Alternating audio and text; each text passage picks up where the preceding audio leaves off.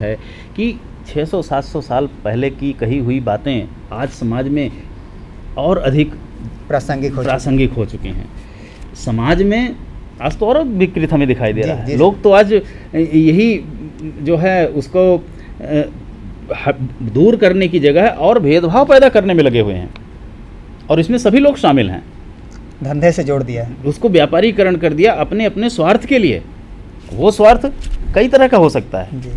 हर व्यक्ति अपने स्वार्थ के लिए इस चीज़ को समाज से दूर करने की अपेक्षा इसको और अधिक विकृति करता जा रहा है। और जब समाज में विकृति आती है और बाहरी दिखावे के कारण जब मन को विकृत बनाया गया, आज तो सारे परिबल मन को विकृत बनाने में लगे हुए हैं, और जब मन विकृत होता है तभी भेदभाव उत्पन्न होता है, और जब यह विकृति हट जाती है तो भेदभाव भी समाप्त हो जाता है।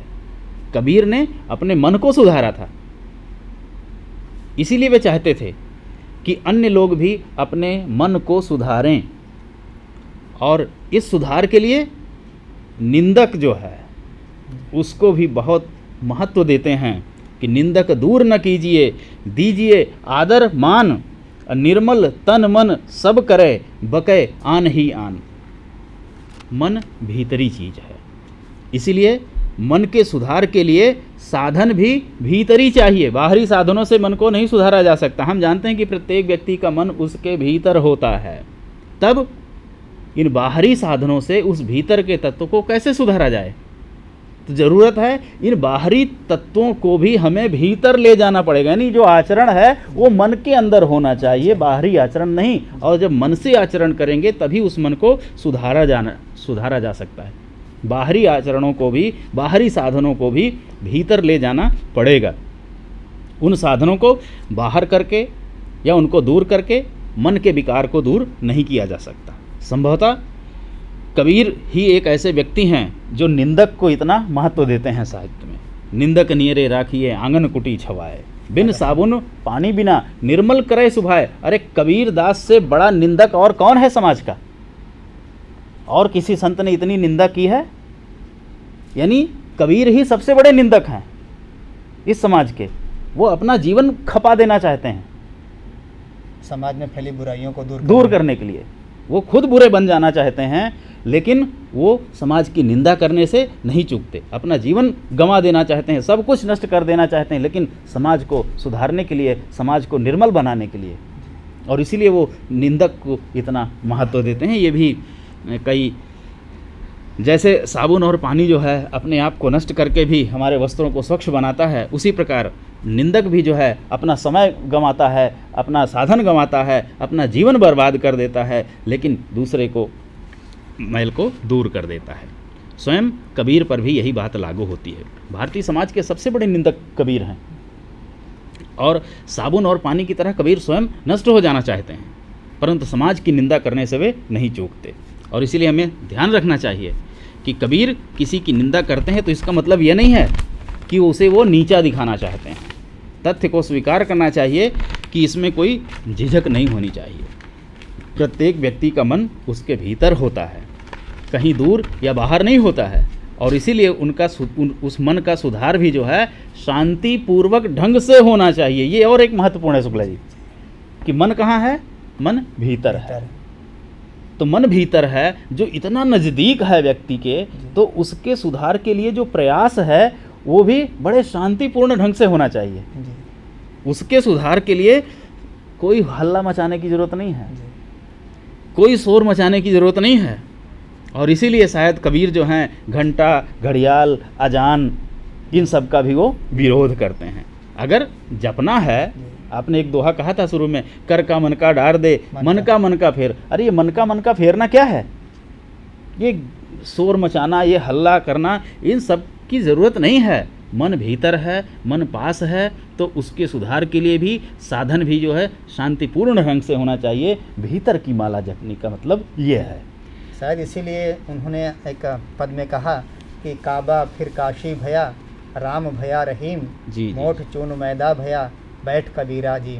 शायद वो पूरे आशावान थे कि एक समय ज़रूर ऐसा आएगा जब हिंदू, मुस्लिम या और तमाम जो जातियाँ और धर्म वाले हैं सब एक दूसरे को समझ सकेंगे, और शायद यही उनका जो कोड़े लगाने की बात है या फटकार लगाने की बात जी, है, जी। मूल रूप में सबको एक साथ रखने की बात में निहित है। बिल्कुल बिल्कुल। जब मनुष्य सुधर जाएगा, सुधरने का मतलब यही है, विकृति हट जाएगी। मन सुधरा हुआ व्यक्ति जो है, जिस व्यक्ति का मन सुधर गया है, वही समाज सुधार कर सकता है। और बिना मन के सुधारे समाज सुधार जो है उसकी आशा व्यर्थ है।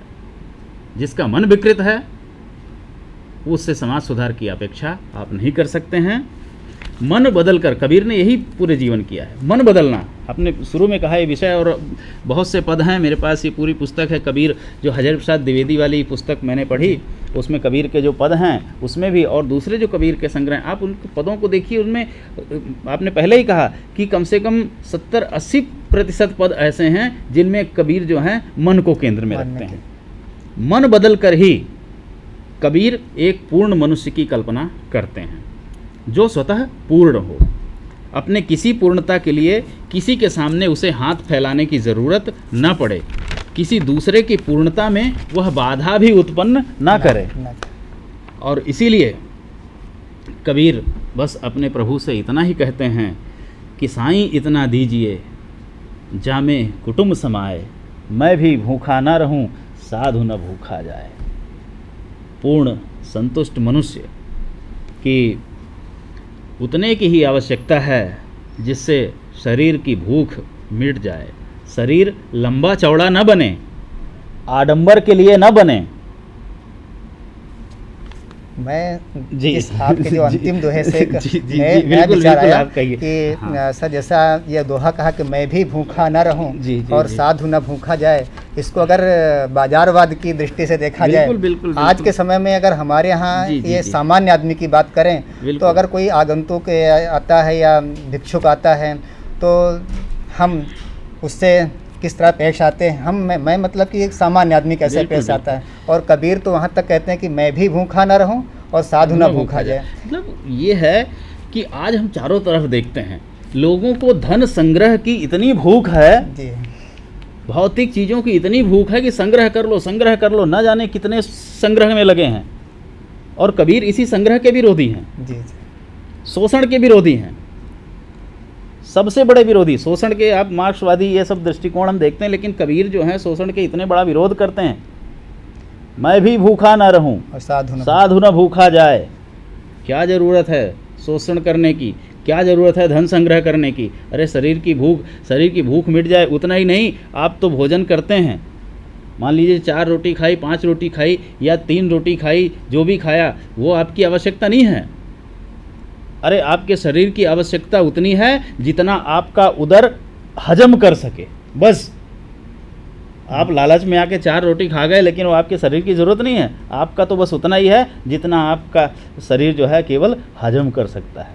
आज तो हम मन पर चर्चा करने जी। के लिए सर आपसे मिले, किंतु जी। एक बाजारवाद की जो संस्कृति है, बिल्कुल। इस संदर्भ में भी कबीर को नए सिरे से बिल्कुल, पड़ताल बिल्कुल। करना चाहिए, मैं ऐसा मानता हूँ। बिल्कुल। संधान में आप हमारे यहाँ आए, आपका बहुत बहुत धन्यवाद सर। बिल्कुल, नमस्कार। नमस्कार।